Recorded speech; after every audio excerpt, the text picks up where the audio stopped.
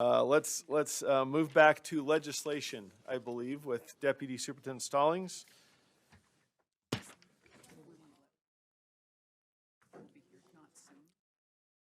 We do have pizza on the way.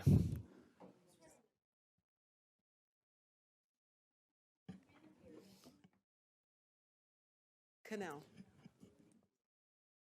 All right. All right, Deputy Superintendent Stallings Okay. All right. and Policy Analyst Greg Cannell. Thank you. So there are two items under the legislative session. The first one is just a general item to discuss bills, and I understand we are way behind time, so I will just start with one, HB 118, because and the reason why I'm bringing this to your attention today is because we've had a lot of questions from board members. It is also a bill that has already passed out of committee. It is on the floor of the House and has been circled for a while. We've had LEA procurement officers who've reached out to us with some concerns, and so I just wanted to share with you an update on a meeting we had this week. So Greg, if you'll go to lines 444 through 446, there's a portion of this bill that would change the rulemaking authority from the Procurement Policy Board to the State Board of Education. And in a lot of ways, this would be in line with, if you look at the next line down, for state higher ed institutions, that is the Utah Board of Higher Education.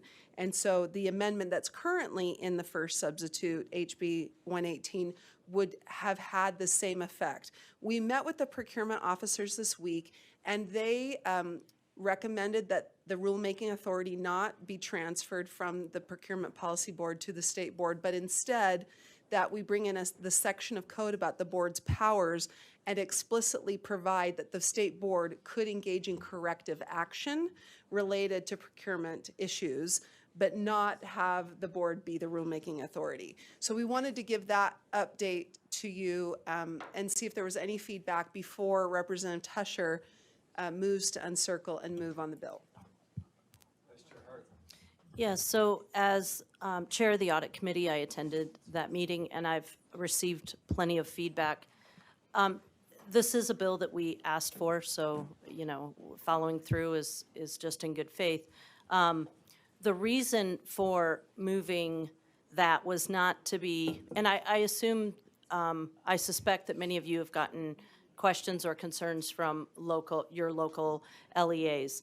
What was explained is the intent is not to take over and create a bunch of rules that they need to follow.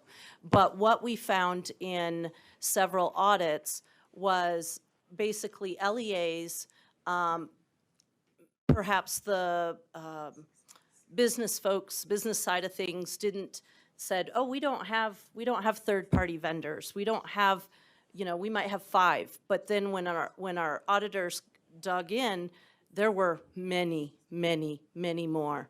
And the shift is, in trying to be brief, I understand, Chair, is procurement used to be desks and chairs and tangible things. And now we're moving into procurement of services and services to children. And it's a different kind of space. And while the state procurement policies, there's very good reason for them to stay at that table. It provides a unified front for all state activities, and they stay in line. The concern is that if we don't have, and it's unfortunate in this case that it's named rules, if we don't have guidelines for those, especially the smaller LEAs, when they're entering into a contract. For example, a principal purchasing a computer program can be entering into a contract with unintended consequences. And if there aren't procedures for that, they can find themselves in a world of hurt. So rules in this case are more like guardrails than they are to punish or to add more work.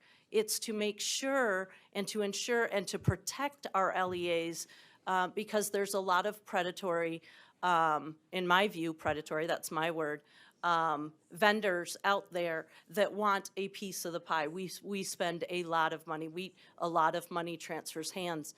The suggestion that was offered by putting the referring back to the procurement code where we address the cap is only after the accident happens, so to speak. That addresses a cap after there's a problem. My concern is it doesn't address prior to an accident happening, so to speak. So my concern as audit chair, as just one board member, is that by allowing them to stay, which we would, I think, be the only, higher ed has their own rules. We're the only agency that does not, or, oh, no, okay. By leaving that outside of education, we can't make education-specific guidelines for smaller LEAs and charters, and they could get themselves into hot water pretty fast with these contracts. So I just wanted you to have that information. That conversation is ongoing. I do believe that there are other, on the vendor side, there's some people that would like to talk to us to lobby for us to not put that in there. And that to me is a red flag when vendors don't want those types of protections. I want it, obviously, I want to treat our LEAs correctly and right, and I don't want to create unnecessary work. I'm not a fan of a million rules, but I do want them to have the benefit of guardrails. So just wanted to add that in there. Thank you, Vice Chair Hart. Deputy Stallings? I just wanted to add that the vendors who've reached out for additional language changes is in actually in a different section of the bill. It's the part about the False Claims Act, and they would like some language to be added about knowingly and bad faith. And we are meeting with some of representatives of those folks next Tuesday. Thank you, Deputy Stallings. We've got some lights. Let's see the order here. We've got Member Bogus, Member Lear, and Member Straight. Thank you. I'm going to try to be fast. So I did have a number of people reach out to me on this, and they are, one individual in particular is very concerned that as an LEA, a genuine LEA, they are not allowed to set their own procurement policies. If this were to be passed, that they would no longer be allowed to do that. And I would just like your response to that.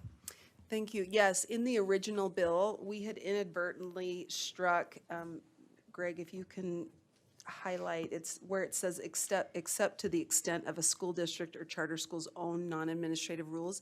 The original bill actually had struck that, but the first substitute reinstated it. So I believe that the concern that the person who reached out to you had was with the original bill, and that was fixed in committee.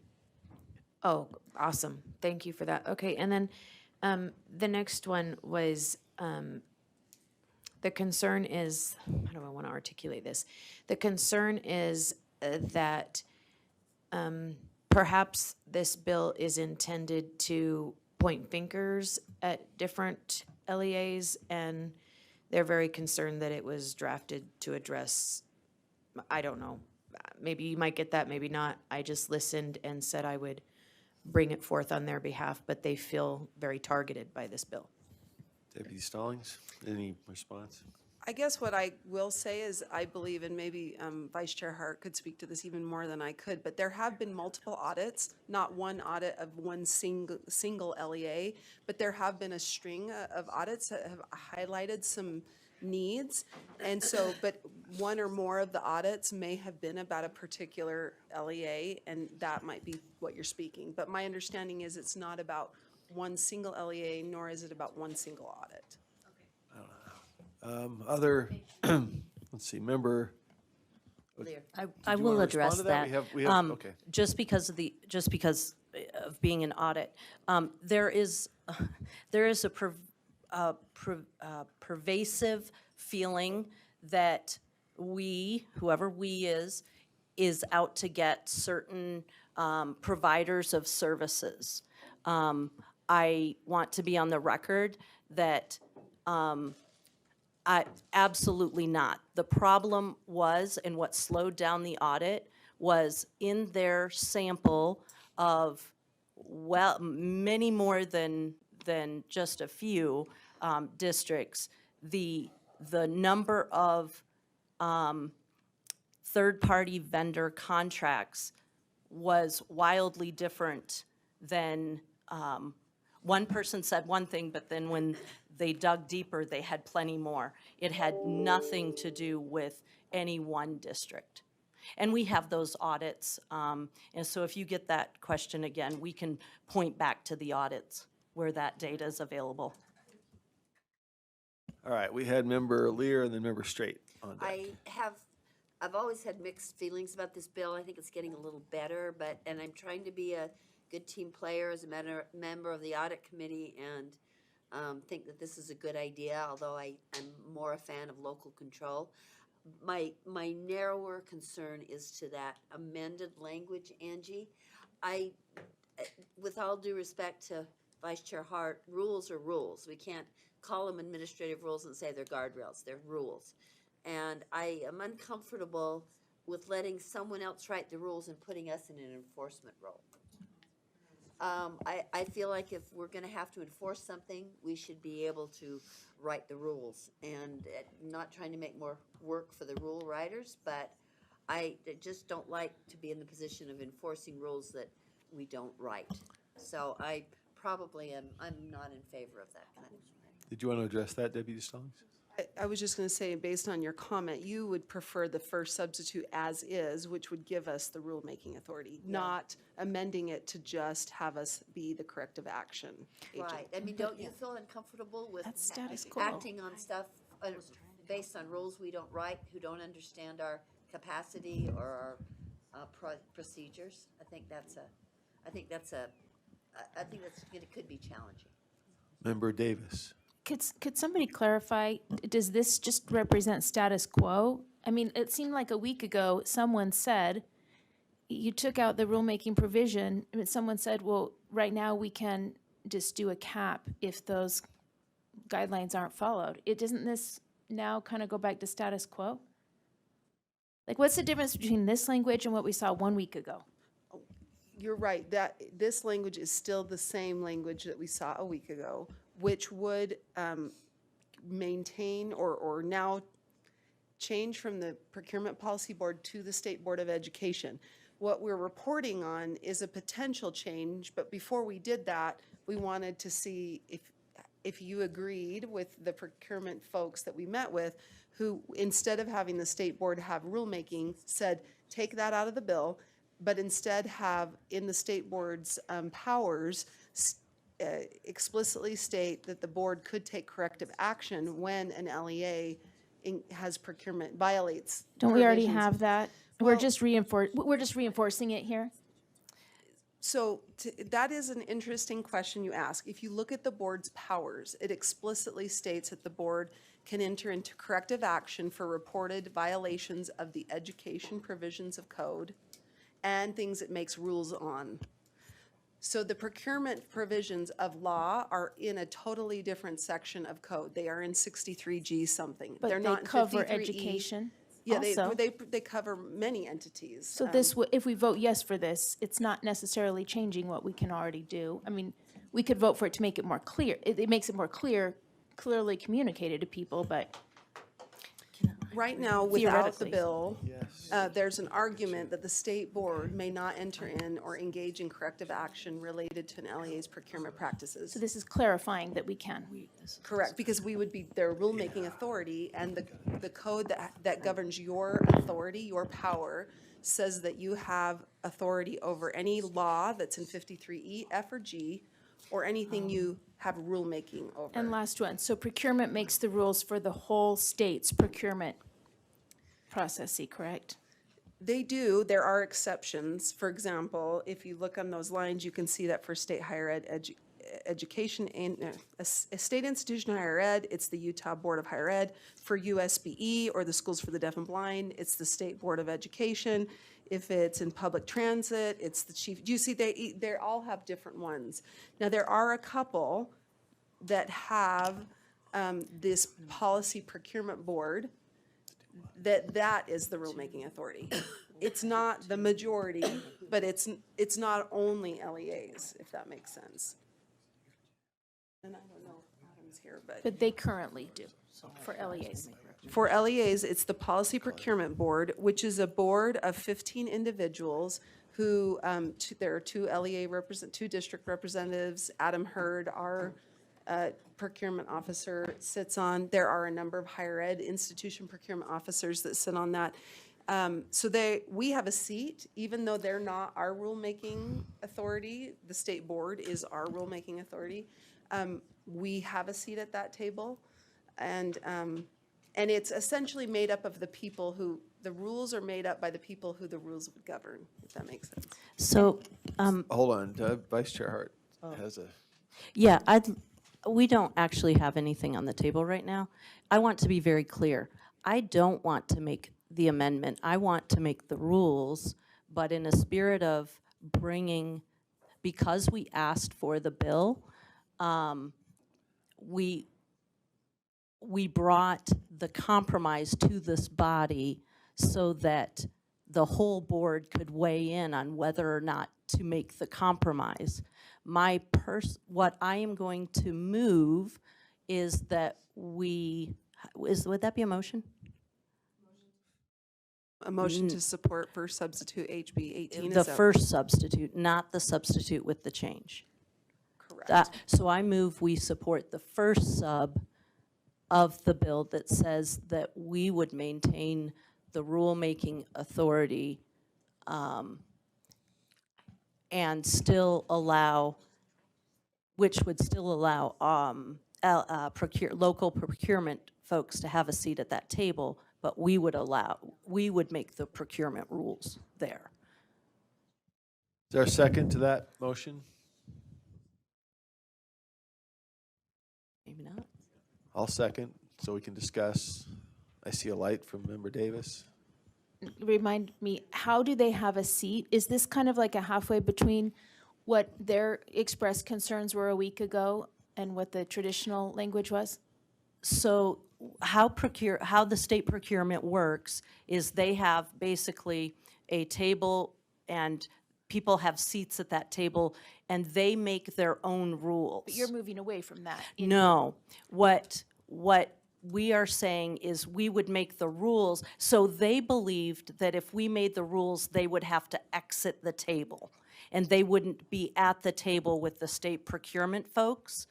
What we found was that USHE follows the model that we think would be prudent, well, I think would be prudent, where they maintain their seat at the table with the state procurement policymakers group, but we also make our own rules, which is exactly what USHE does. And that way they still have a seat at the table, but we still can put guardrails and rules around how contracts and procurement happens. So it was a lack of understanding how USHE did it, where they could do a little bit of both when the problems arose. May I clarify one thing? Please. Although I just want to clarify, though, that although USHE does have rulemaking authority, at this point, they have wholesale adopted, they have not made any changes to what the Procurement Policy Board. So, does that make sense? So they have the authority, but they have chosen not to make any amendments. And we might not either. Okay, I see Member Lear. No, sorry. No? Any further discussion to that motion?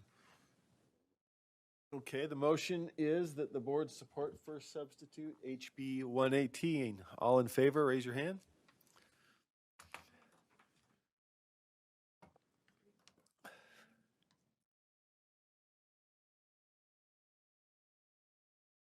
That motion passes. All right, thank you. So we've had, Deputy Superintendent Stallings, we've had one other request to discuss HB 61, I believe, if I'm getting that correctly, Yeah. from Member Reel. If that's all right, we can just raise that for some questions to Deputy Superintendent Stallings. And while Greg is getting his notes on HB 61, we may be able, I don't know, there has been a substitute, but I know that Deputy Superintendent Patty Norman has also been engaged in some conversations with the sponsor. So if, Greg, you want to give a short summary of the bill, and then maybe Deputy Norman could help.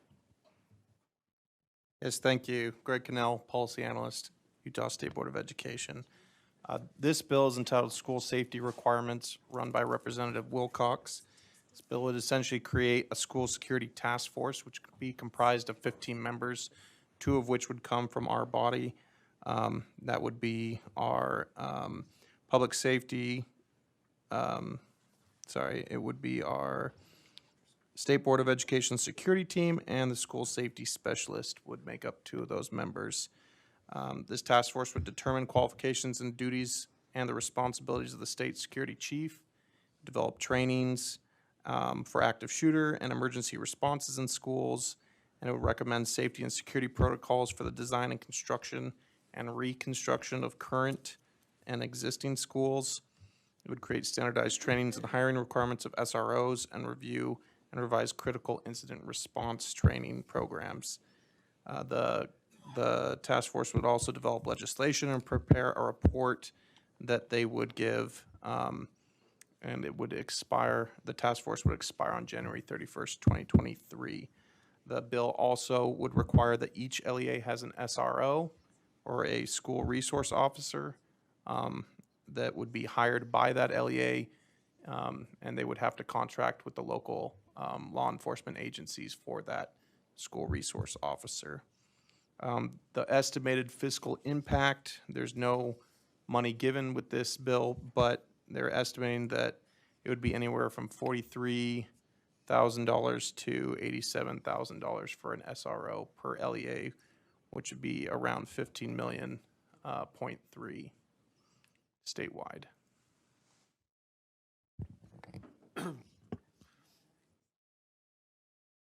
Further questions? Oh, Deputy Norman, did you have a comment? Thank you. There's been a lot of updates, but first I would like to understand what your question is. Oh, yeah, we've gotten some outreach from some of our districts that we share about some concerns about the bill, and they were talking about the second substitute, because I believe Wilcox did say that he intended to use that. So, do you want me to speak on those? Yeah. Okay, yeah. So, there are things in the bill that Salt Lake School District has mentioned that they do support, things like there's a piece in there about performing threat assessments, which I think is mostly done in most of our schools, and the grant program as well. But they did have some concerns, and most of them were around local control. And part of that comes from the diversity of districts that we have in our state, and knowing that the concerns and safety issues that Salt Lake County districts will have are much different than the rural districts. They also had some concerns, and I agree with them on all of these concerns, by the way, is that that this is something that does not need state authority, as many local boards and districts can handle this on their own, and is troubling to them to have a state authority in the sense because of the different needs and concerns.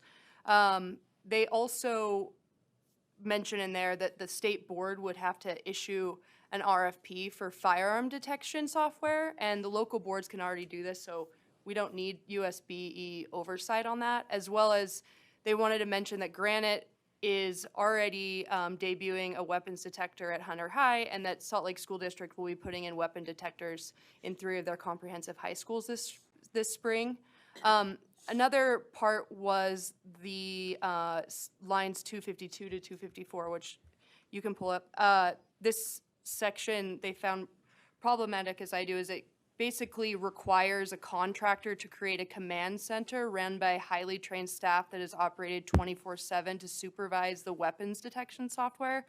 And just from a fiscal point of view, this seems like a very expensive piece of the bill that I'm not sure is fully weighed in that fiscal note that you mentioned. So, I mean, in summary, it feels as though the state is is overstepping things that can be dealt with on a local level, and that the reason most to support the local control is primarily because of the different needs of different areas of Utah, right? So Salt Lake School District is going to have a lot different needs than other districts across the state. So Thank you. Deputy Norman. Yes. Friedman. I was looking to see what you were eating first because I'm like, is it pizza here? But okay, here we go. I appreciate those questions, and I was trying to capture all of them as you were speaking, so I apologize if I missed any of them along the way. So I'm going to start by maybe answering some of them in a way that speaks to first the grant, the threat assessment. I'll speak to what passed, so that it helps us bring into what passed, and then it makes it specific to your questions as we move through it. We were able to meet with Representative Will Cox on this bill, and he listened to the board's priorities. And some of the priorities listed within it were the threat assessment. We talked about school safety officers, and we talked about the RET. What was the third? I'll read it down here. Yeah, to require the threat assessment, to have the school safety specialist with the school safety academy. And so part of this would be to fund that piece as well. So there would be opportunities to assign the school resource officer or the school safety specialist, as now stated in this bill, to kind of be similar in duties, or assigned a school resource officer could also be labeled as a school safety specialist. And so there's some things that he actually did specifically for our board in looking at our priorities across the board. The other piece that you were speaking to, so the threat assessment determined, that was one of our other priorities within it, is that threat assessment that we'd asked for. And I think that the one that's going to be used, and I apologize because I keep looking at Rhett and he's shaking his head when I'm saying it, so is the CSTAG model. And it's one that most of our schools, I think we have quite a few schools that are already using it. We can send out a copy of that to anyone that would like to see what that is. So it really did go off many of the board priorities. In response to the weapons piece, that wasn't a part of something that we talked to him about. That wasn't our push in there at all. It was really about the ones that we had talked to. He did state when we spoke to him that he would try and be funding this as seed money for any of these things that were going on. But I think the largest understanding that I came away from after talking to him is that this safety person isn't meant to be the school safety czar or ombudsman. It's actually meant to be a new position that is statewide safety. It just happens that education is the first entity that will go through this process. Therefore, as we were sitting here today, I was also paying very close attention to everything you were saying, but to that committee as well, because anything that is safety involved at all, whether it's a school, whether it is a building, anything that's according to the state, will then be going through the Criminal Justice Committee instead of the Education Committee. And so when we talk about a full-time something and metal detectors, then that would be a part of the broader conversation, as well as what does that look like in state buildings and whatnot. We're just the first ones going through it. So I don't know if that spoke to your question or not. Did I miss any of them?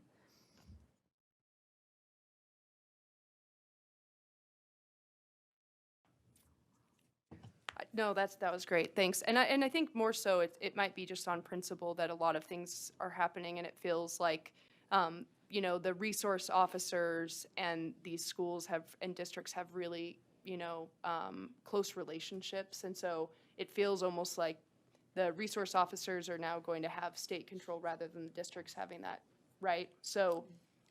Oh, okay. And I'm wondering if Rhett could maybe even speak to that. One of the things in his bill is it talked about funding a school resource officer in all of our secondary schools. That would be seed money just for that, the 1 year. But he also said the other line in there, it says, or enhancements. So it doesn't necessarily mean a school resource officer. It could be something else as determined by that needs assessment. And so it doesn't have to necessarily fund one of those things. Rhett, do you have another answer to fully answer what she was speaking to? No. Thank you. Rhett Larson, School Safety Specialist. And those are conversations we have often as a school safety center. And on that school safety center, the Utah State Board of Education School Safety Center, you have a liaison from the Department of Public Safety. And those are ongoing conversations. So one of the great work that he recently created was the UTASRO, the Utah Chapter of School Resource Officer Organization. Some of the feedback that we actually get from a lot of SROs is they want direction. There's kind of, depending on where you're at in the state, there's more direction than others. And they do want to have this baseline of what are best practices? What could we be doing? What should we be implementing on? That's what the academy does, is it creates that basic safety for the whole state. And it takes it through the lens of what is best practice, which the number one thing we can do to prevent targeted school violence is have threat assessment and multidisciplinary teams. That's according to the U.S. Secret Service. So we want to make sure we are aligning and we are moving as a state together. One of the key takeaways I received in Texas last year, shortly after the horrible events at Robb Elementary, was them wanting to make sure they were all on the same page. And that's what the academy, through the school safety specialist, will do. And anyway, so again, we want to bring everyone together, learn with and from, still have that local control piece, but make sure we are creating conditions that we are learning nationwide, that we should all be on the same page with school safety. And if I may add one thing, an example that might make it all kind of clear is right now in our state, depending on what school, LEA, whether you're in a mall, whether you're in an office, they have different standards response protocols. So someone might say lockdown, someone might say stay in place, someone might say something different. So depending on when you're at, if someone's telling you these words that are, not everyone's going to be doing the same thing. And they want to be able to create those conditions across the state so that if something's announced in a mall and they say, lockdown or stay in place, everyone knows what a protocol is, just to help our responders be able to better serve the public. All right, further, we don't have necessarily action before us, No, but it's an I just opportunity wanted- for questions and Yeah. answers. So Questions and further answers. questions, I think Member you Reel? have something. I do have one thing. And really, I just Sure. wanted to make sure that we were speaking for our districts that had some concerns about it. So that was mostly my point. We don't have to vote on it, but I think that a lot of the concerns that we brought up at least have been, you've already talked to him about, so. Thank you, Member Reel. Member Lear. And the one part that I do feel strongly in terms of what Salt Lake has communicated to us is the issue about the school resource officers. I'm looking at lines 259 plus in second sub. The state board may award a grant to an LEA in response to an LEA request. And what I don't like is Salt Lake has been very proactive in this process, and they've got a more complicated population than most other school districts. So I very much admire that. I admire their independence, and I admire their again, moving forward on this. But where it says, on line 267, I think this is unfortunate. An LEA may not apply for a grant under this section to fund services already in place. So if Salt Lake already has comprehensive services, it would be too bad for them not to be able to get a grant that then would cover the cost of those services. So that is something I'm just asking personally, if maybe you could, if you don't get any, violent objections from other board members, if maybe we could talk to the sponsor about, and I know that's the whole traditional thing of supplanting and whatever, but if Salt Lake has done this work and is ahead of is more innovative or aggressive than most school districts in this protection, I think they're being, I think they're being kind of punished for that, which is consistent with how Salt Lake is treated in many other ways. So I just would ask that maybe that would be rethunk.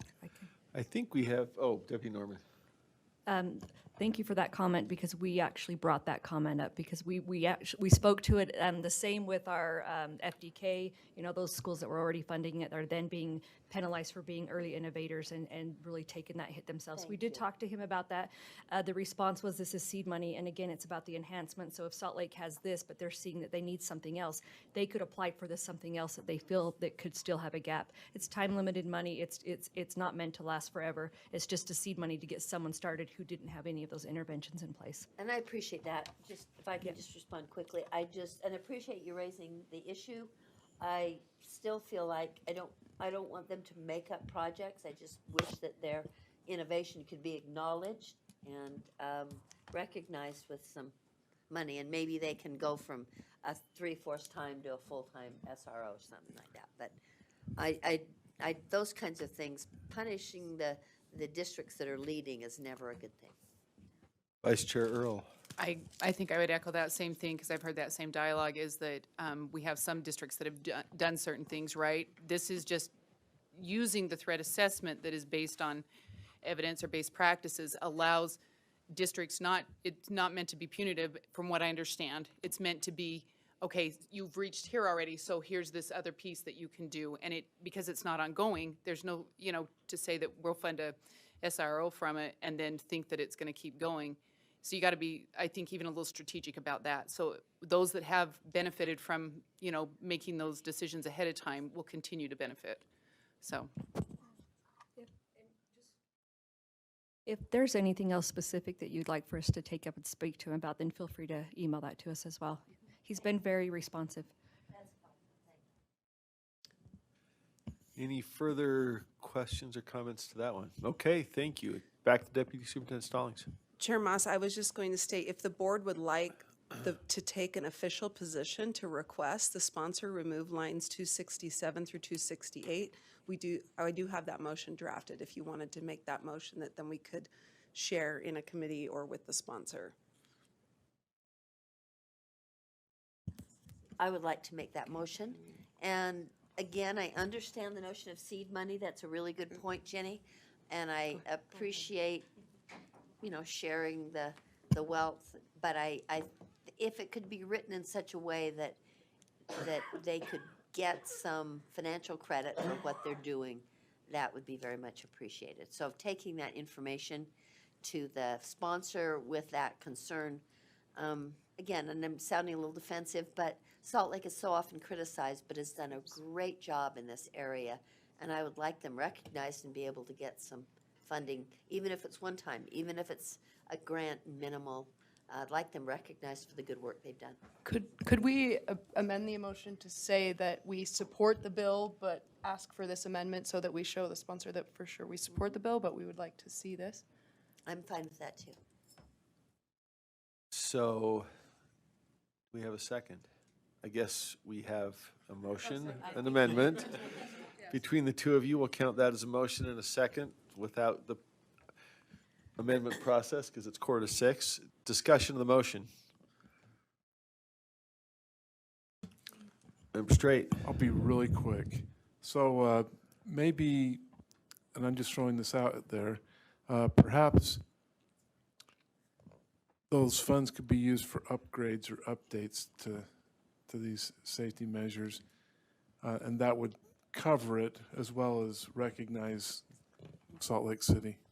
Is that what's in 268, or is that different from, It's already in there. slightly different? It's in there. Go ahead, Member Lair. Did you want to address? It's a little different. It says right now, and I hope I didn't lose the lines. It says enhancements, I think. Expansion. Expansion yeah. of existing services. Yeah, but I'm just saying, if Upgrades, that different. in honesty and integrity, Salt Lake says we don't have any enhancements or upgrades or whatever, we've already got everything we want and need, then I hate for them not to be able to get any. That's the case, though. Possibly. Let me put it this way, if the language could be improvements or broader language, I don't want to belabor this, we've got really important things to go on to. So if it could be broadened as much as possible to give those early adopters and excellent adopters an opportunity for grant money, I would like it. Member say Lair, that. if we have a motion on the floor to support the bill, we probably need to be specific about what proposed language. What are we looking for here? Is it to strike or to expand from expansion into upgrades and enhancents or something Yeah, to that I'm just effect? looking for a word Strike. quickly. If anybody can think of a word that's broader than enhancements, Well, it's currently Just strike it. expansion of existing services, expansion, so. or, doesn't it say enhancements? 260, it's on? Interest request for proposal. It says expansion, so you could say Just strike upgrades, it. enhancement, or you could just strike it. Strike. Let's just see what you want to do. I'm sorry, I'm looking for the exact line. 268. 8. Oh, to fund an expansion of existing services. I think enhancements is maybe a little broader, and if we could just add expansion or enhancements, that would be Well, it more breadth. doesn't fix your problem. They're still saying they may not apply for a grant under the you just strike the whole thing. Well, I know, but I'm thinking it's not gonna go for that. I'm Then, can I make a Well- friendly Sure. amendment, or not amendment, can I just make a friendly suggestion that we just say contingent on the removal of lines 267 and 268 instead of request? So, well, is- Why not? Member Lear is the maker of the motion. I- What's your take? We need to get a motion on the floor. I think we should support this. I think our staff has been working on it. I think it has a lot of good things in it. This was not requested by our staff. No, but have you not been working on it?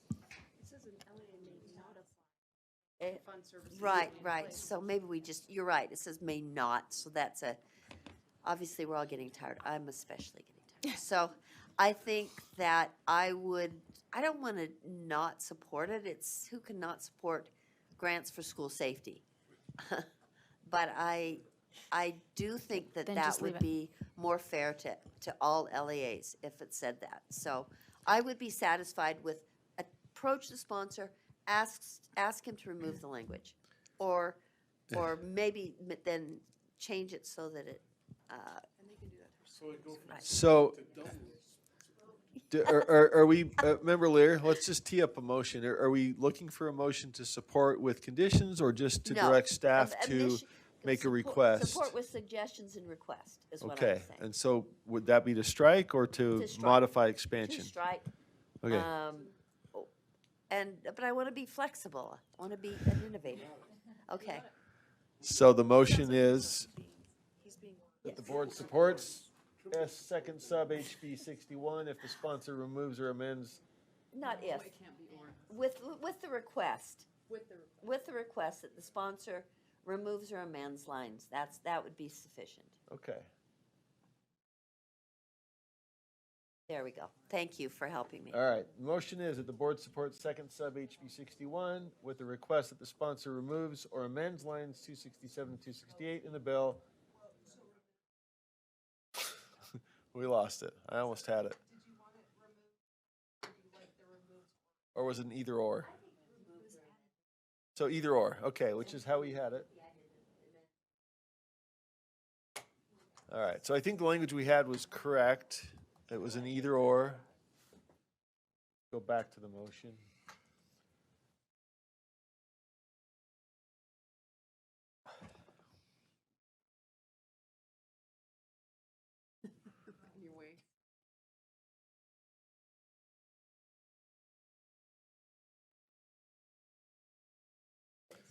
Do we have the motion language? We just need to put that to the body. Deputy Stallings, I think we had, there we go, okay. All right, motion is that the board supports second sub HB 61 with the request that the sponsor removes or amends lines 267 and 268 in the bill to add the expansion or enhancements of existing services.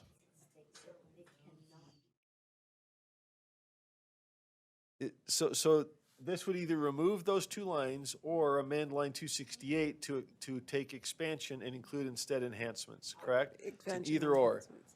Okay. Any further discussion of that motion? All in favor? Oh, sorry, Vice Chair Earl. I guess I don't need to, but I appreciate the conversations that have gone on here. I appreciate that we're supporting this because I know he's worked with, from where this started, he's worked with a lot of public education entities to try to accommodate and meet the needs. And I think we're landing in a better spot here. So I do appreciate the dialogue that's gone here and the support. Okay. All in favor, raise your hand. Do it. Is it Member Green has a hand up, I think? Okay, Member Davis? Okay, that motion passes. Thank you. Back to Deputy Superintendent Stallings. Further items for legislative business. Yes, so I think, Chair, are we moving to 10.2 now for the two updates on requests for statutory change? Is that where we're not going to discuss any more bills, is that correct? Correct. So the next item, 10.2, we have two sub-items under that. The first is, you may remember in your last meeting that the board requested an update on staff work on a potential bill on educator evaluation, which we'll do first. And then second will be a discussion of statutory recommendations from the Reports and Requirements Task Force. So, I'm sorry. 10.2. Yeah. And so we're going, Chair, if it's all right with you, Director Thronson is going to first start with an update on the educator evaluation bill and the progress we're making on the potential draft legislation. There's no official draft bill yet, but we have information that we will be providing to the sponsor and for drafting instructions. Yeah, And she is thank just you. connecting to the Thank you, Director Thronson. And maybe just a bit of brief background for new board members. This is a subject that has come up and then come back, right? So postponed and come back in a bill. Could you just sort of give us the background and then go into the updates? Yes, so I'll do a little summary of the historical. We identified last year that we needed to update our Utah Effective Teaching Standards to lead into a revision to teacher evaluation. So the board approved the teaching standards in August. We also got an audit by the auditor's office on teacher evaluation with some significant findings around how well LEAs are following the requirements in teacher evaluation. We were already planning on doing teacher evaluation redesign. It was just another layer of, there's some opportunity here. Whether we pass, do this bill or not, we have to do more with our LEAs to hold them accountable to what the law is. Right now, every teacher is required to be evaluated every year, and that is not happening in every LEA the way that it is expected to. So that audit just kind of combined with our desire to improve teacher evaluation through new standards and even the process. We convened a stakeholder group of just focus groups to start of a few hundred educators, principals, teachers, coaches, and so on, came together, gave us feedback on what teacher evaluation should be, how to give effective feedback, what they liked about our current model, what they would like to see change, and then we took that to a design committee who designed the evaluator growth framework that some of you have heard of before, that we will come and rule on. The policy for legislature will be very much just giving you the authority to be able to have a pilot program, and then the board will determine what that pilot program would look like. We'll have recommendations of staff from those focus groups and the redesign committees. And then in the last couple of months, we've been working with business administrators, lawyers of the LEAs, superintendents, UEA and others to say, what does the legislation need to change to give the board the flexibility to run a pilot? So that is kind of where we are today. And I was going to start with Dr. Jennifer Thronson, Director of Teaching and Learning. I was going to start with just clarifying. I've heard a lot of misunderstanding about what evaluation is and what it's not. So just to clarify, when we talk about teacher evaluation, it is about performance. How are they doing in accordance to the board established standards? So for teachers, that would be the Utah Effective Teaching Standards. For principals, that would be the Utah Effective Leadership Standards and so on. And whether they're effective or ineffective with those standards. That's what evaluation measures. What it doesn't measure or attend to is conduct. So when you say, what if they break R277328? That has nothing to do with evaluation. That has to do with conduct and due process and termination. They are not one and the same. So I wanted to clarify that because even in our last meeting, we had board members asking like, I don't think we shouldn't evaluate them every year. If they do something in violation of work policies, school board policies, state board rules or law, that has nothing to do with teacher evaluation. That has to do with conduct, and they Point of are able to be clarification? dismissed. Okay? Yeah, so, Dr. Thronson, so in our evaluation, we have a line item that says, is compliant with all Utah law and board rule.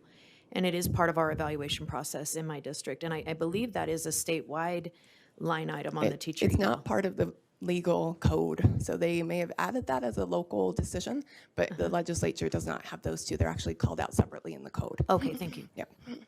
there's a lot of local decision-making and evaluation as well. So I just wanted to clarify that. So if you're like, oh, but we really need to be able to say when teachers are breaking a policy, that's a conduct violation, not an evaluation performance piece. So moving ahead into what the actual suggested revisions would be, I have the big no to help you. Like, if it's here, that's not what we're talking about today. We're talking about evaluation, and that's truly how well are they instructing the students that they're serving. So just specifically connecting to code, the code sections related to teacher evaluation, there are 18 sections, start at 53G 11-501 and go through 518. And then the board rule related to teacher evaluation is 533, just for those of you that are like, what is already required and want to get more informed there. The amendments to code are just a few, and I'm going to go through each one so that you have a clear picture of what we would like to recommend based on those meetings with school district lawyers, UEA, superintendents, business administrators, HR directors, those kinds of folks. So the first one is in 53G 11-501-5. It's just to remove annual. And this would allow some flexibility in the pilot to actually do teacher evaluation once every 5 years, and then to be able to do the growth framework in between. So they would get evaluated with the Utah Effective Teaching Standards for teachers once up to every 5 years. So an LEA could do somewhere in between that as well, but that would be the change. So we would just drop the word annual to evaluation, and those in the pilot would have greater flexibility. There is a bill on the Hill by Senator Reeby that is amending this to be biennial, so they could do it every 2 years.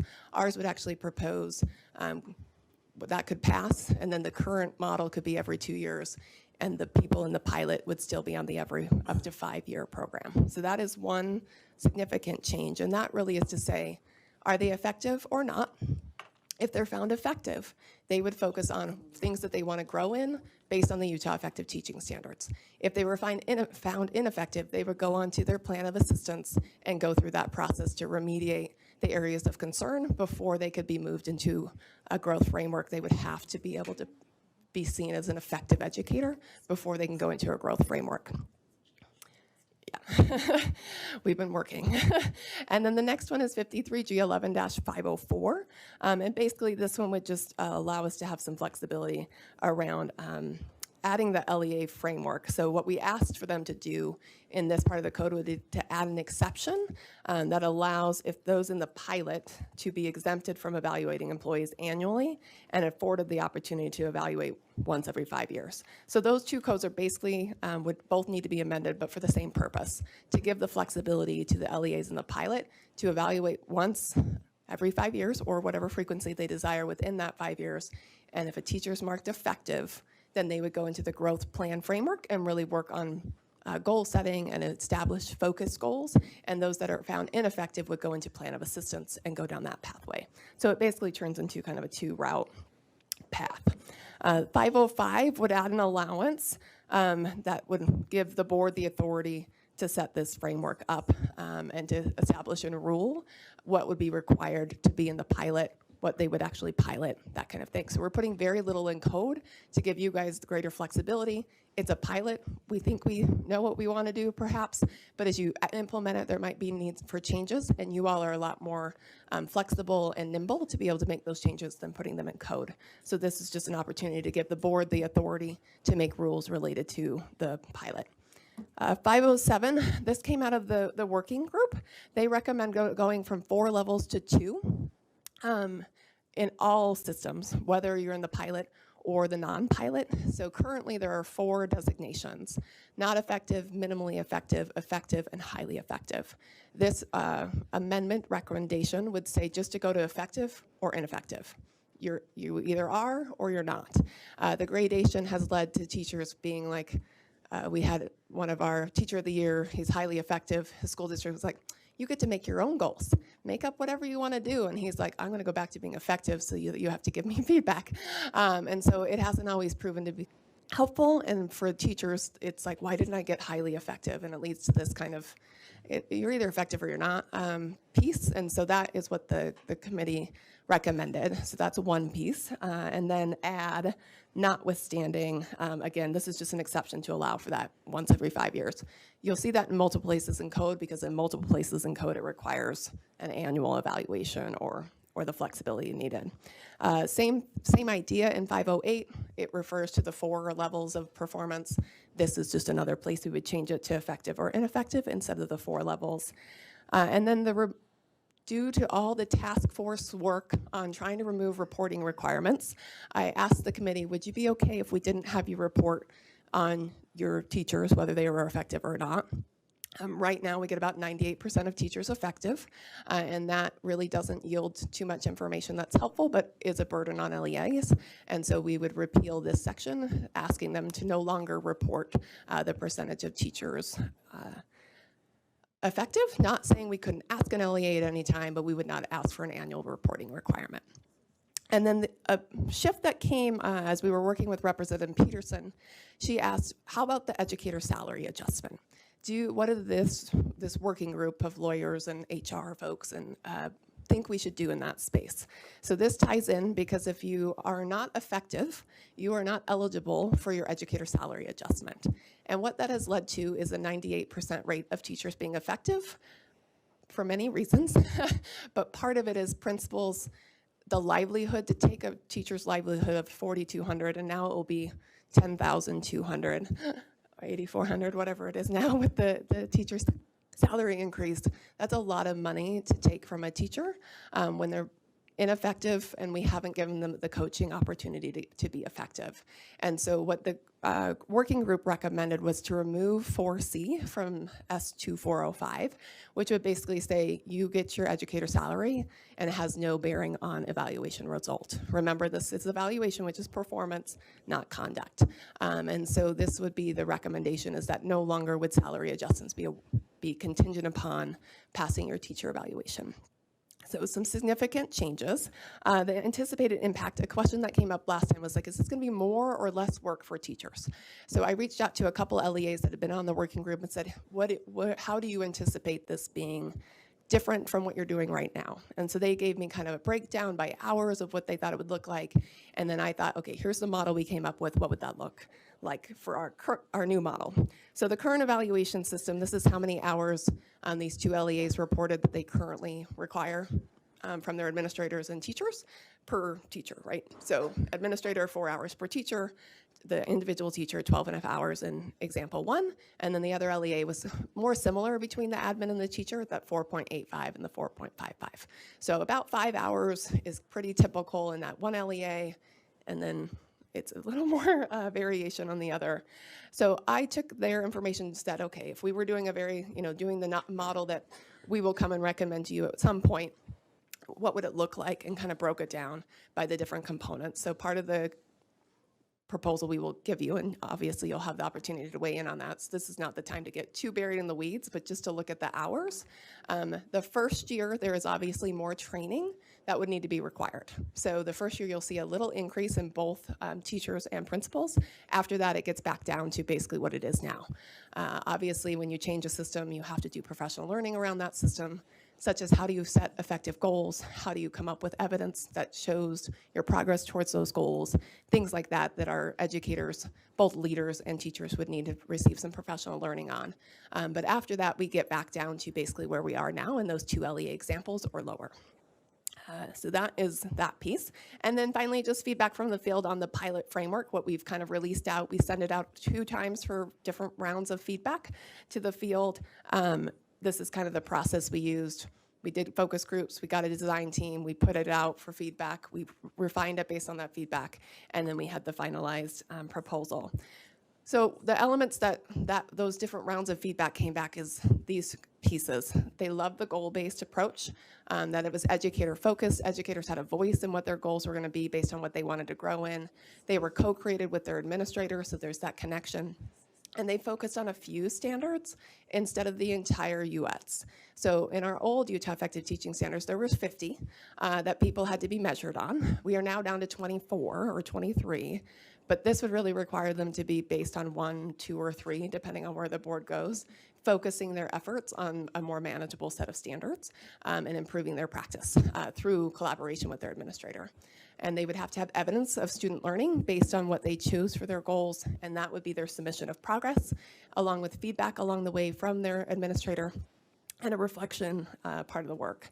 And then the elements that when we ask people, what do you think would most positively impact student learning? Because ultimately teacher evaluation is about maximizing learning for kids, was the focus on student learning. This really is the teacher has to provide evidence that through this standard that they're working on, that they improved outcomes for kids, evidence of that progress, and then that educator-driven goal. They really thought there was a lot of value in teachers being able to personalize what they wanted to kind of focus their energies and their professional learning and their reflection time on.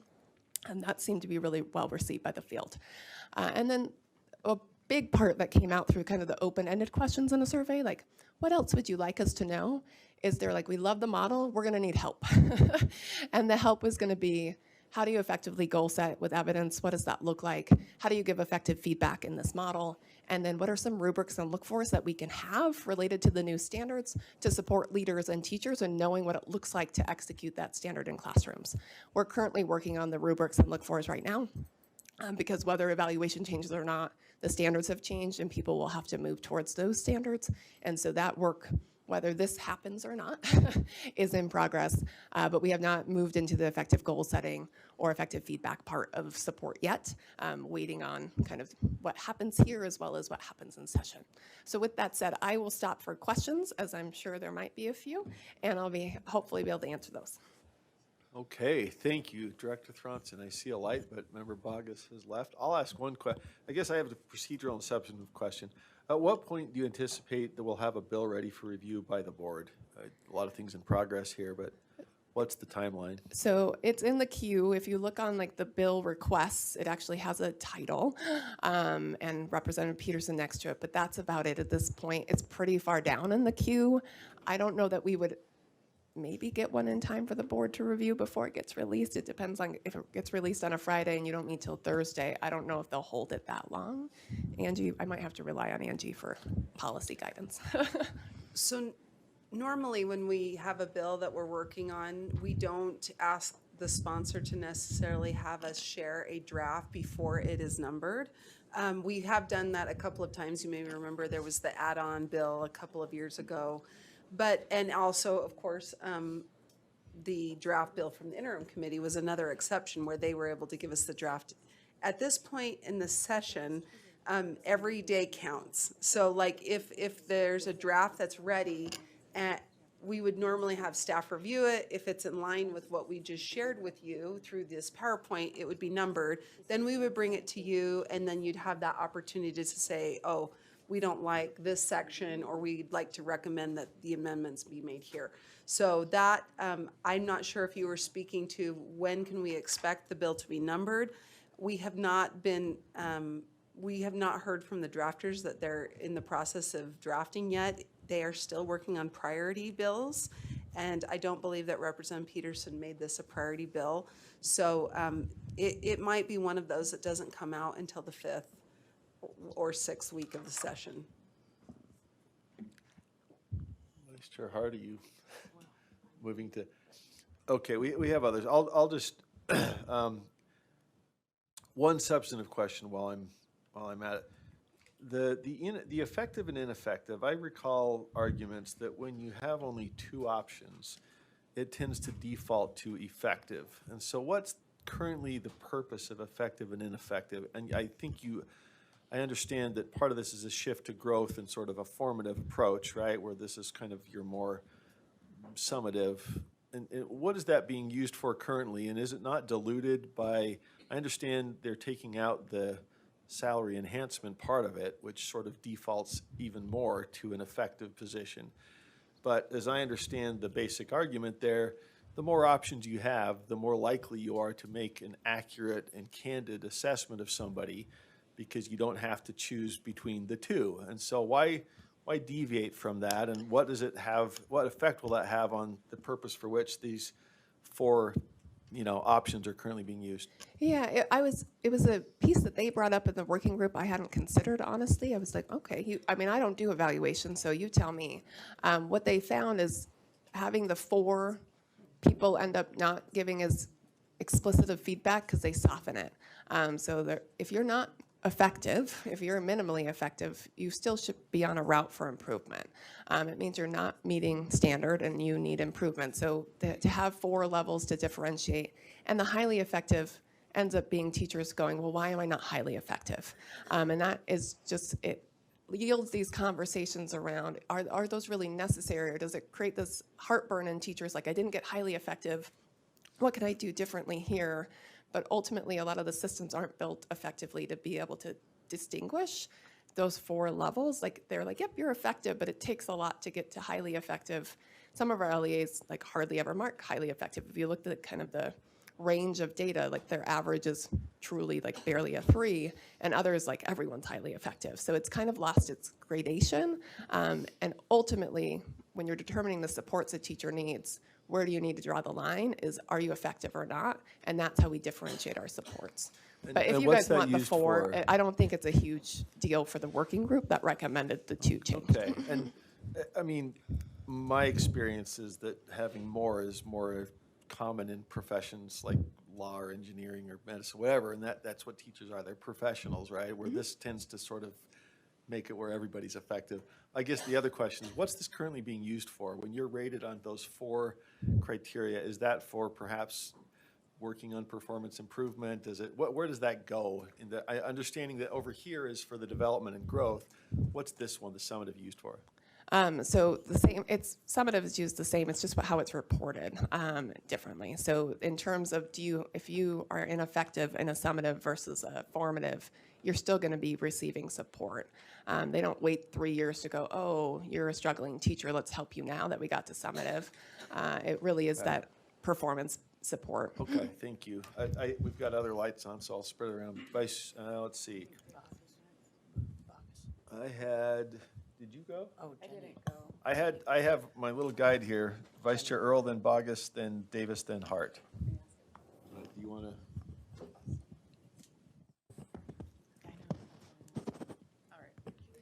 I have I have a question on, we have other bills moving currently.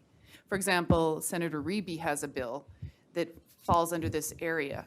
And it's, you may evaluate a teacher annually or biannually according to whatever, criteria. So first of all, just a couple of things. This feels overwhelming and big. And I'm just stating that in general with the items that are listed here. And because of that, I'm really not comfortable moving forward with this. And then the other thing is, I'm wondering what other bills are out there that are surfacing in this area. And I don't know if we have knowledge of those, or even if I don't even know if Senator Reby contacted us, or if this was looked at as a possibility of easing some of those requirements for certain educators that districts may. So I'm concerned. Maybe that's to say the least. There's a lot of movement, and when there's a lot of movement, it's not good for the education community. I think I don't want a big renovation. We just did this with literacy. We did this with other areas. And so I have great concerns in that area. And maybe they're not specific concerns, and maybe this is the great way to go. It just feels like a complete revision, which to me, I think we've got to be careful with our education community. So anyways, those are just my thoughts right now. Any response, or is that just for question or just comment? Okay, let's move to, thank you. There was no Member- question in it, I have no response. All right, Member Davis. Well, that's okay, we'll move through. Member Davis. Yeah, I love that you moved from 50 to 24 in what we're trying to look at, areas of focus. I love that the pay is not tied so that we can do real coaching and it's not a threat of money loss. We can really just focus on improvement of instruction. I would suggest, if people have heartburn over ineffective and effective, when you're really gathering quantitative data, often it works equally well to do highly ineffective, ineffective, effective, and highly effective, because it still forces you into one of the categories. And then two quick questions. One, how many people would be in the pilot? Because to some people's points, I recently was in a meeting with educators. Member Bogus was with me too, and Member Lear, and the teachers were saying, no more new things. Hey, we just no more new things. But this, I see this as a change, actually a simplification change. But the bigger issue is it would just be a pilot to kind of figure out if this is something that's gonna work or not, if people love it or hate it. So how many would be in the pilot? And the second question is, why on the chart, I was with you 100% until it got to, it's gonna take the same amount of hours. If the effective or highly effective folks are only evaluating anywhere in the window of 5 years, why is it's gonna take the same amount of time that they're required right now to do annual evaluations if they've already shown they're effective? Okay, so I'm going to answer the last one because I always lose track when there's multiple pieces. But the hour part is because you're still doing self-reflection, self-assessment, goal setting, and conversations with your leader. So you're not getting evaluated, you're getting supported on your professional learning goals. So it takes like actual intention to set your goals, talk about that with your principal, and get feedback throughout the year from your principal on those goals.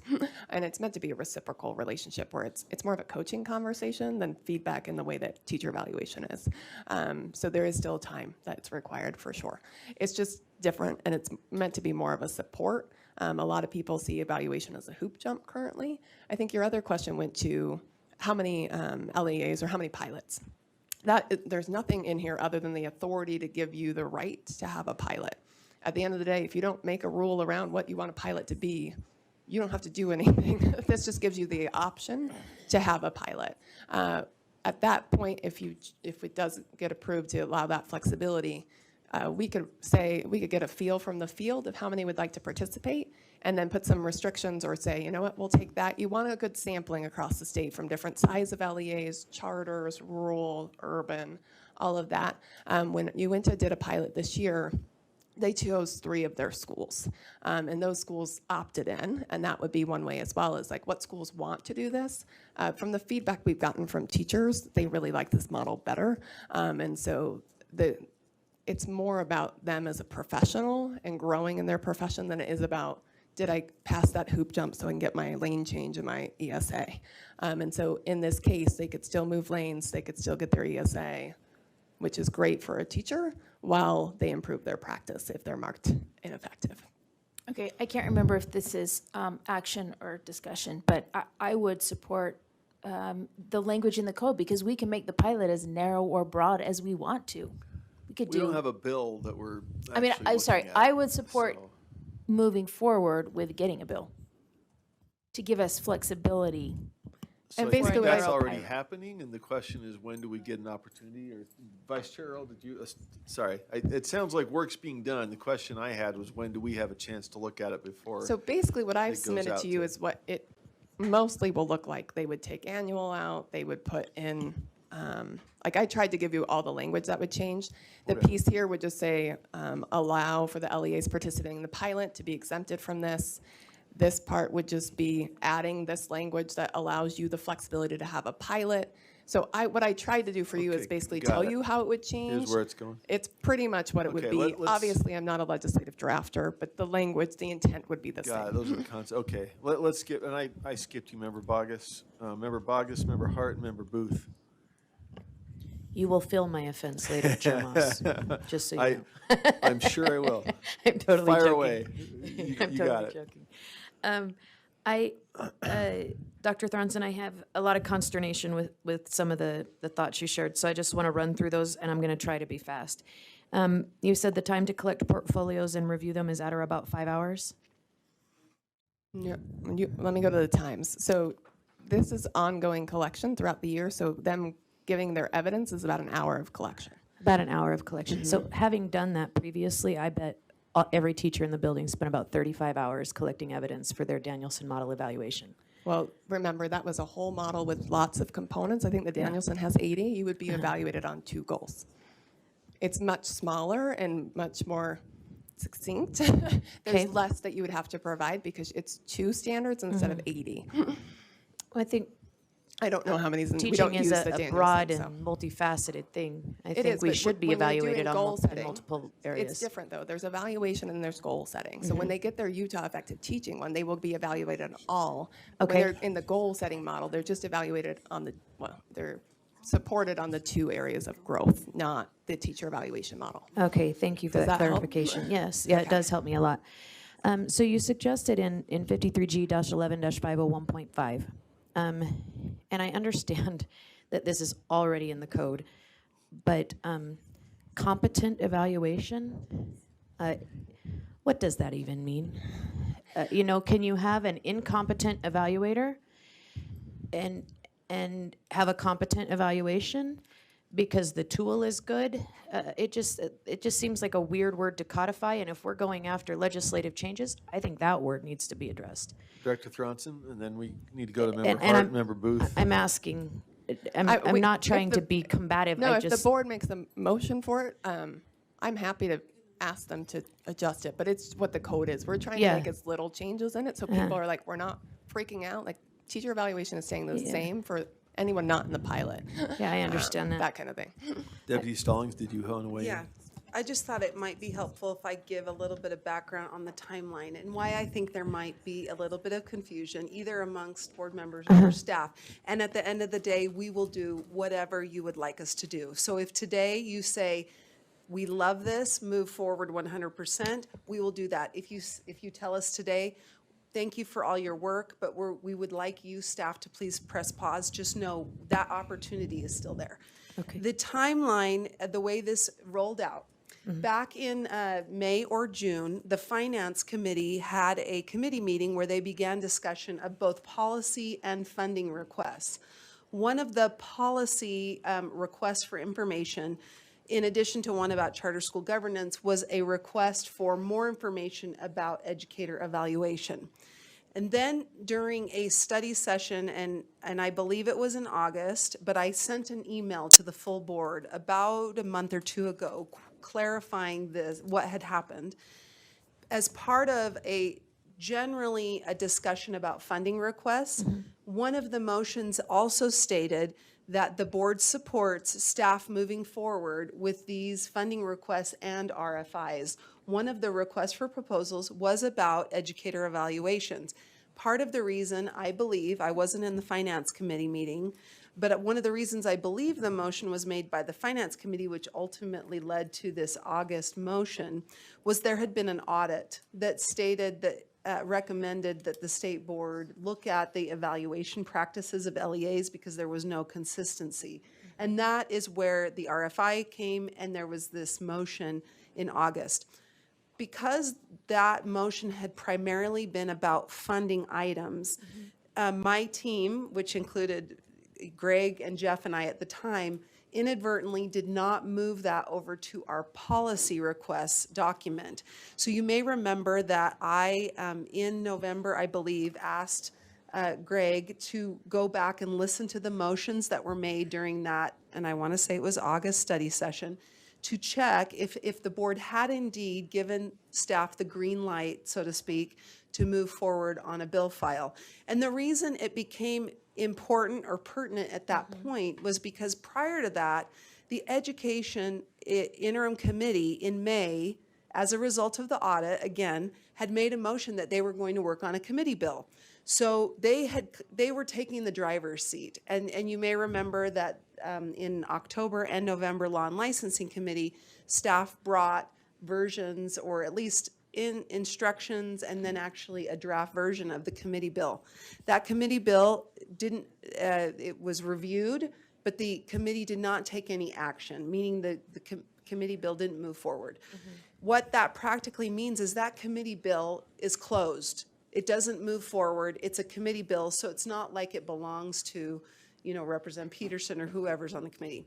So then once that happened, we had some questions about had the board approved it or not. That's when we did the research. And I want to say the email came out right before either must have been either the December board meeting or January. I can't remember. But I can, and you may, actually, some of our newer board members may not have been on the board at the time that I sent that email, but if you'd like me to, I will forward the email I sent. That is about the time that we started to ask if there were any legislators, because of the previous motion in August. We were like, well, we should keep this moving forward, because even though the interim committee has ended, the board did give the green light to move forward, and Jennifer's been working with this stakeholder group, and now it is a pilot. So when we approached Representative Peterson, the discussion was, let's just have this as a pilot, not something that would apply to the full state. So Representative Peterson has now opened the bill file. To my knowledge, no actual drafting has occurred, so it's sitting there as an open bill file. But the contents of what Jennifer presented today is essentially what we would be sharing with the drafter to move forward as part of the pilot, although many of the details, as many as possible, I think Representative Peterson was going to exempt portions of the code to allow the pilot, and then the board rule, which we would start engaging in, say, in April or May. A lot of the details of this would actually come out in the board, throughout the board rulemaking. So at this point, the decision for the board, which we would love to be clear about this, because by all means, we do not want to move forward with a bill that the board does not support. We will stop. But the question for you today is, does the board support staff working with Representative Peterson on a bill that would enact a pilot? And the reason why the code is necessary is there are provisions in code that require very prescriptive elements of an evaluation system. The pilot that Jennifer has just described, we don't want them to have to do both, the very prescriptive evaluation annually and then also engage in the pilot. There wouldn't be much of an incentive. So it would allow LEAs to be exempt from certain evaluation requirements, but they'd only be exempt if they engaged in the pilot as described in the board rule. And it's voluntary. The bill would say LEAs would be able to do it, not required. And that's where we're at today. We have several lights. Can I just ask where the code section is that currently prescribes the type of evaluation? Was that already listed? Just a quick It's going to be code somewhere in 501 to 518. I want to say it's 507. Let me pull it up. So 53G. 11-507. I think that's the one All that. right, thank you. And Chair, think may I have it's in some of popcorn your backup. questions? Well, let me Smoking spread fast? it around. Let me Yeah. spread it around. We got Okay. Let me Vice share. Chair Hart. Can We I, got Vice Chair Hart and Member I shouldn't Booth. have and then- okay, so I'm 506, I'm yeah. extremely I struggle with, out of one side of our mouth, we say we understand the rate of change, everything teachers are going through, trying to minimize that. On the other hand, I understand it's a pilot. I get that. What I don't feel comfortable with is how quickly this is coming together, so to speak. I wonder, is it possible to write the bill in a way that allows for a pilot, but then sends the structure of the pilot to a committee?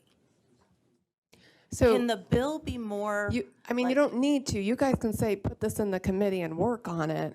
Because ultimately, we won't even have to have a pilot out next year. So at least for me, I would love to give the LEAs a year to plan before they even try the pilot.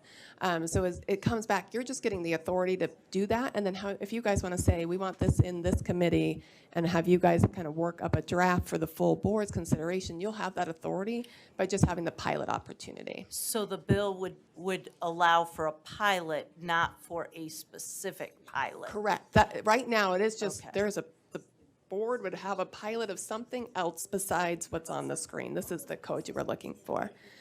Yeah, like you might have decided, no, it just says Well, pilot.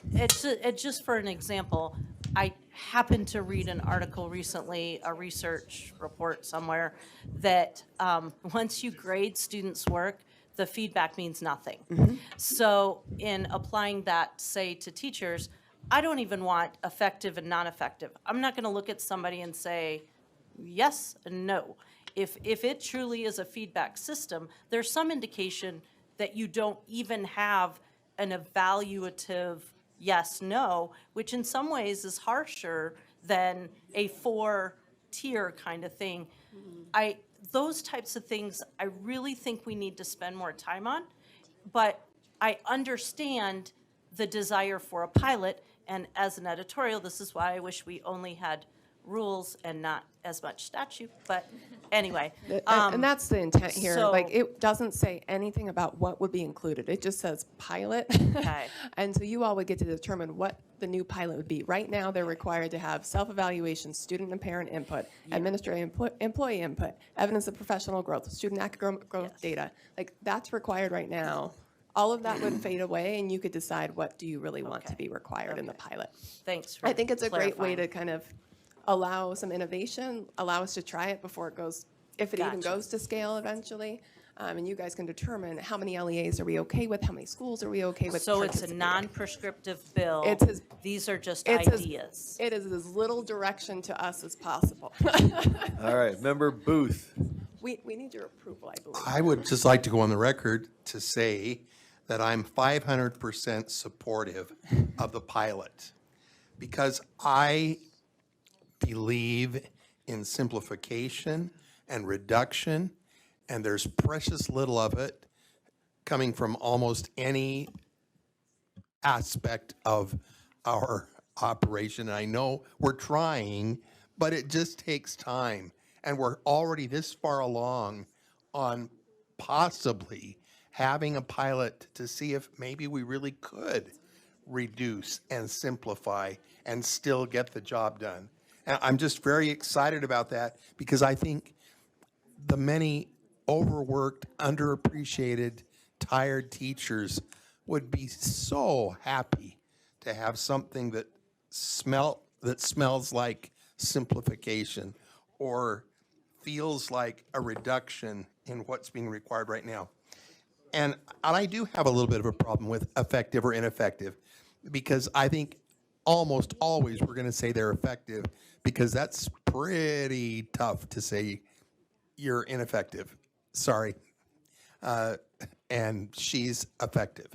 But if there was at least one more in the middle that was like, I don't know what, partially effective, marginally effective, less effective, I don't know what, but something that we could give a lot more instead of, because they're not really effective, but they're not ineffective like losers.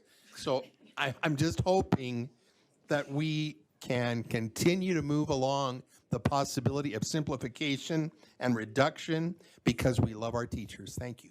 Thank you, Member Booth. I think we have Vice Chair Earl and Member Green.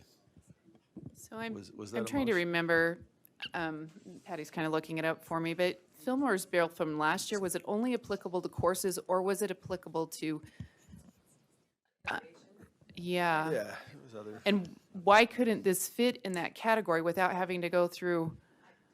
Yeah, okay. This is code, not rule. So that bill allowed for them to waive board rule, but not statute. right. And in this case, you would need to waive statute. Okay. Member Green? Yes, I would actually just like to make a motion. Okay. I'd like to move to actually stop this process and push it back to the Finance Committee for discussion and further ideas. Is there a second to that motion? Oh, well. I would second that Would motion. it be, I guess we have a point of clarification that might or might not inform the motion, but I think question about which committee, if that were to happen.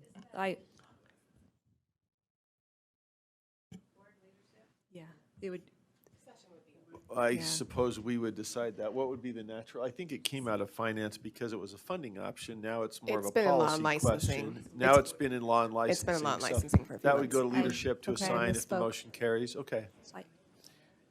so if, I misspoke, I'm sorry. Law and licensing. It's late. yeah, if I may, just, We could look at it, If but I yeah. can- yeah, Go ahead. just to add on, just for complete transparency to everyone, I don't know if we can add it to tomorrow's meeting, but then that would mean that it would be in March's meeting. And then I think that may be too late if the board did want to take any action in terms of a bill. getting it drafted and all of those things, pushing it through. So I just wanted that to come to everyone's, knowledge that would be that kind of the option that you would be pushing, which is however the board would like to vote on that, just having And that may I in mind. speak to the motion? Thank you, Patty. Yes, thanks for the clarification. Yes, please. I just, personally, I'm just hearing a lot of things that are red flags for me, that aren't quite clear, and I guess maybe some approaches that I don't know would, I understand that we want to lessen the burden and streamline the process. However, I do feel like there's some quality checks along the way, teachers' ability to bring in practices, the art and heart of teaching that I fear that this could suffocate out by its nature. So I would like to be a little bit more involved with the development of what they're suggesting. It's just too vague for me, so anyway, I think it needs some more time. Okay, Member Davis. Yeah, I just need to speak against the motion because the only thing this is doing is putting in code that we can create a pilot that is as narrow or broad as we want and exempts the annual evaluation for a pilot that we get to design. That the design's not going to be in the code. We get to design that. And currently, we're not terribly effective because everyone's just marking yes so they don't have to withhold the people's money. So we want to do something that's effective, that improves instruction and doesn't leave this big behemoth out there that's not necessarily effective. One question, would this remove the ESA component though? So that's not a pilot, that's separate from a pilot. That would remove that for everybody, correct? In the current That's proposal, we would take that off of everyone. That has nothing to do with the pilot. So Right. I tried to separate the two pieces. The ESA is just basically, even if you're in the current evaluation system, that stick is so severe that people are not accurately marking evaluations because it means they can't move up on the lanes, and they also lose 4,200 currently, which will be 8,400 next year. Principals have a really hard time taking that kind of livelihood from a teacher when they know they just need to give them more support. So this would allow them to give the support they need while teachers still make the salary that they would like to have. Would it also change the effective, ineffective for all teachers? In the proposal, so if, I'm Okay. hearing from a couple of you, you'd prefer we just maybe leave it. I would say if, instead of giving 3, if we like a differentiated system and don't want to have another change in the system, then leave it at 4, because people are used to that, rather than 2 was pretty easy to subdivide. When you get into 3, you start saying, well, do we yield towards 2 of them being effective-ish and 1 not? And I think you're just better to leave it as is. Quick than follow-up, go Chair. 4. Member Personally. Davis? I move that we move forward with the legislation. We vote to move forward with the legislation with the effective, ineffective left alone. And we can change that in the pilot to something more like what There's a Member Hart motion mentioned, I already. hope? We have a motion on the table that I'm not sure so this would be a this would be a or substitute motion. to amend. Did we have a second on Member Green's motion? We did, okay, so I'm So sorry. this we're is just trying to make substitute sure. motion. Substitute motion, then. The original motion was to direct them to Direct staff to stop. move forward with the Okay, so legislation substitute motion from Member Davis. to allow us to create our own pilot. It would leave the categories in place for now. I would love to move to something more like what Board Member Hart, but that's speaking, sorry. And then it would include the removal of the money from the evaluation. It would or would not? It would include removing the ESA. So the motion would be to indicate support for the bill with the exception of changing the 2, or was that not included? Just fully indicate support for everything in the current concepts of the bill as outlined in this meeting. Is that correct? Or is there any part of it you wanted to reserve support from? Full support? To my understanding, all the particulars that were suggested are not going in the bill. Those are just ideas we could include in our pilot. The only things that would go in the bill are allowing us to do a pilot, removing us from the code requirements for those very few LEAs to study this. 2, it would take away the ESA for everybody. And 3, the only thing I would not suggest of their suggestions is the changing up the categories of ineffective and effective right now. Okay, so Just that's leave the it. one you would reserve recommendation from, is the changing of the categories? I just see we need consistency for that right now. Right, okay. I'm just framing up the motion. I don't want to argue for or against, but that's the motion then. So it would be to express support for everything in the outline of the bill that we've heard, except for changing the categories from 4 to 2. We got that right? Okay. Second. Do we get a second for that from Member Straight? Any discussion of that motion then? Member Vargas? I would speak against the motion. As an educator, I'm not like this, like, ooh, baby, educator salary adjustment, you're gonna lose money. But what other profession can you be underperforming and still get a raise? It's a pilot. And I'm just asking the question. And the reality is, everybody in our building knows we have exceptional teachers and struggling teachers, and their evaluations are private. And so to have those designations, I think, is very fruitful on the other side. And so I would just speak against the motion. I think moving forward with this is premature and just not good. All right, any further discussion to that substitute motion? Member Wood? Thank you. I would speak in behalf of this motion. I think that we must remember we have general control and supervision over education. And any time that we can change legislation that puts the ability for us to create that back into our hands, we should take it. Right now, all this is saying is that this allows us to create a pilot, whatever that may be, and as Member Green said, she needs more details. We don't have the details because we haven't created them yet. That would be put in the hands of our body. And yes, there were some suggestions by Superintendent Johnson, but that isn't what it has to be. It will be back in our hands. So I would say whenever we can take power back and control, we should move on that opportunity to do so. Okay, thank you. Any other comment? All right.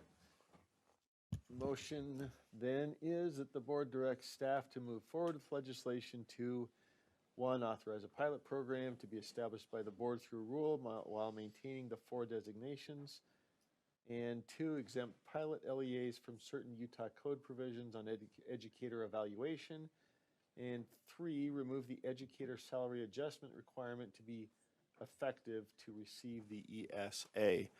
All in favor of that motion, please raise your hand.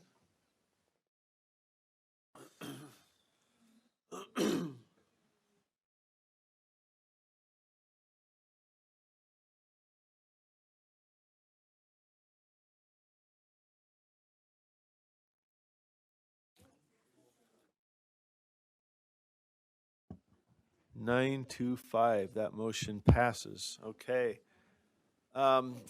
We